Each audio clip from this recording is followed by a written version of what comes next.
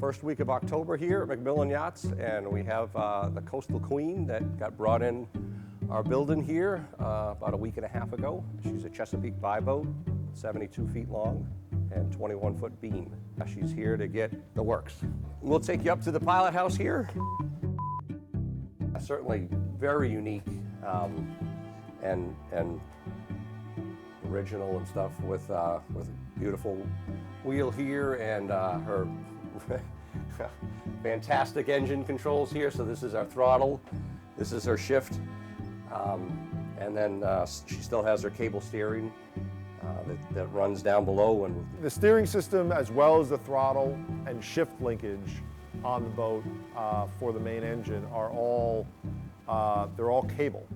So it's cable steering, cable shift, cable throttle.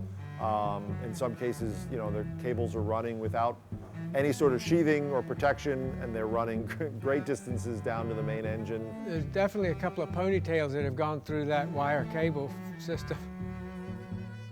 Just a great place to hang out underway up here in the pilot house, and with this fantastic bench that they got here. So back here is owner's stateroom. Really spectacular spot.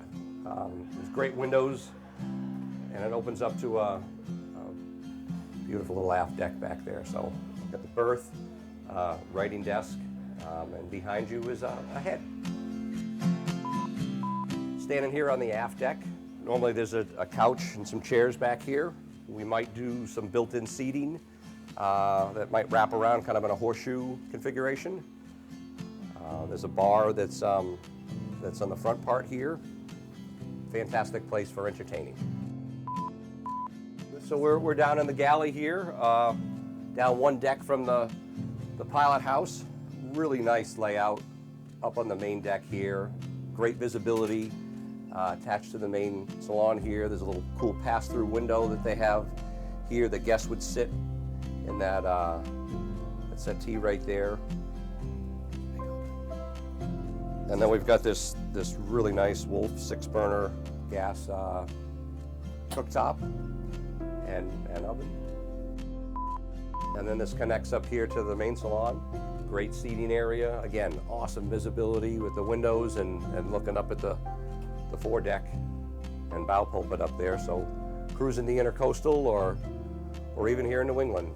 Continuation of the steering cables coming around these shivs here to the quadrant on the aft deck, and this runs down below deck into the lazarette. Turns a pretty healthy sized rudder. This is the aft cabin.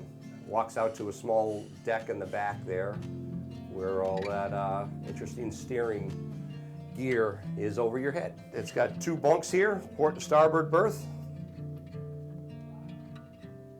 And then there's a small desk and then a head right behind you. And a little shower here on the starboard side. So coming down here into the forward crew quarters area. We're down here in the crew quarters now. There's a nice hatch and steps coming down from the foredeck here. And there was a captain's cabin, a couple heads, and a stewardess berth / chef's berth that's down here. We've already started, as you can see, removing and demoing a lot of stuff. There's no other way to get to this keel. So some good shots of the keel here, and these were some soundings that were drilled into the top of the keel. Clark came down here and laid out a bunch of these holes and tried to see basically how deep the rot went. We would drill a hole down until we hit hard wood. And then we would drive a spike into the hardwood to see if it had any resistance to that spike. And that would tell us about the material, whether the core of the timber still had the ability to hold fasteners, still had some strength in itself.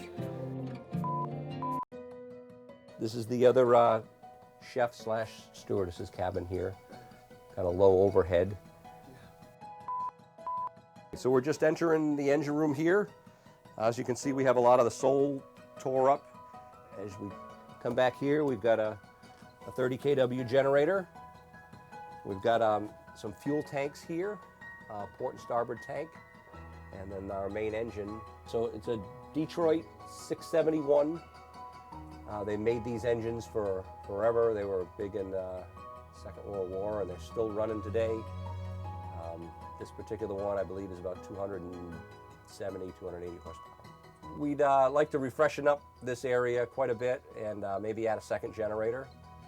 There's discussions of maybe a gyro Seakeeper that we have installed on a few other boats that we've had really good luck with. This is actually a pretty big space for an engine room with it coming all the way back in the lazarette.